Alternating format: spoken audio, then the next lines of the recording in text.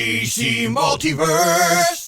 Hey guys, what's up? This is Brad the DC Universe Geek, and today I've got a review of the gold label McFarlane Toys DC Multiverse Captain Atom for you. So the box for Captain Atom is exactly the same as everything else from the DC Multiverse line. We always say black, white, blue, the name on the side of the box where he's from, and an image on the back which will be the same as the trading card. I honestly can't wait to get this guy out of the packaging, so let's do just that. We're gonna free the stand, release the trading card, and clippity snip out the figure, and of course, the accessories.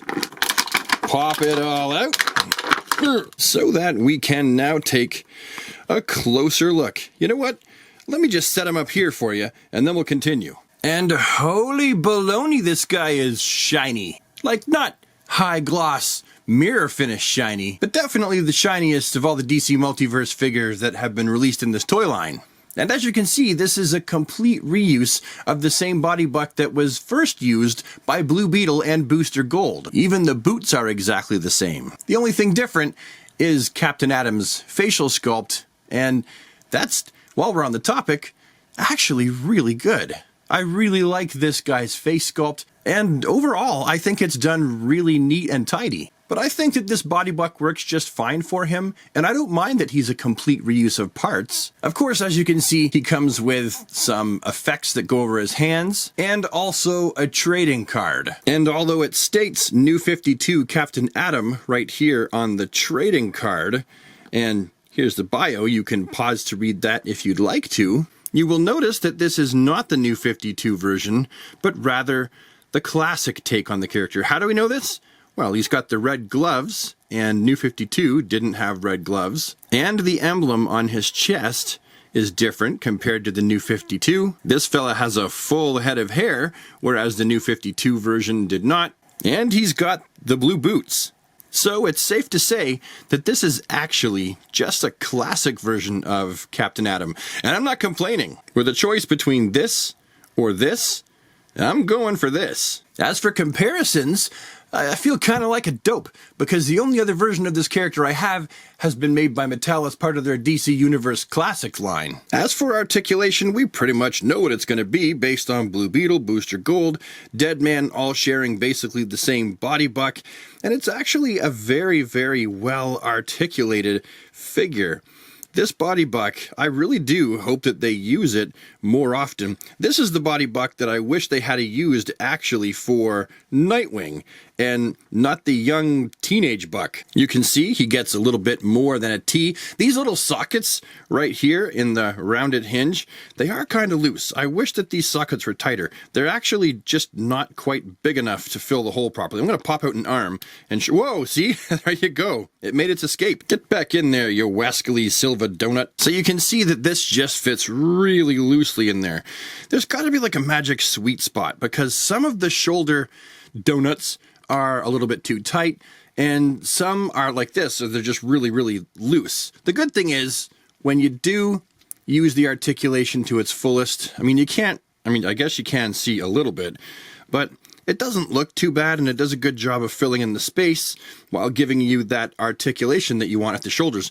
Of course, he's going to have 360 biceps, double jointed elbows, and a shaped, rounded hinge up there at the wrist. Okay, fine. I'll show the articulation at the bicep. On the underside of his body here, of course, that's McFarlane's way of attaching the legs to the torso, and this gets a really good amount of rounded motion up here in place of the thigh cup. This is one of the things that I mention all the time, and Captain Atom's, I have no complaints with that. Of course, we've got the double jointed knees. We have the shaped rounded ankles with the pivot and the toe articulation. So this is definitely going to be a figure. Oh, we forgot to do his head. He's also got the head that's on a ball joint.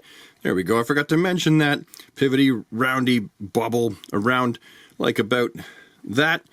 So as I was saying, we probably will have no problem getting him into interesting and exciting flight positions and stuff like that. Well, geez Louise, you know, that's a back-breakingly posable flight pose.